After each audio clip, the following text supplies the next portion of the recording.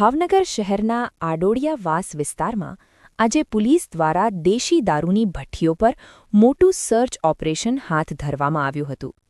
31 ડિસેમ્બરને ધ્યાનમાં રાખીને એસપી દ્વારા રચાયેલી સ્પેશિયલ ટીમોએ સાંજના સમયે ઓચિંતા દરોડા પાડ્યા હતા.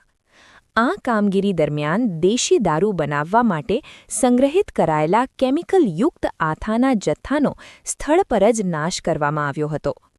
અનેક બેરલો અને ડબ્બાઓમાં ભરેલા પ્રવાહીને ઢોળી દઈને પોલીસે બુટલેગરોમાં ફફડાટ ફેલાવી દીધો છે.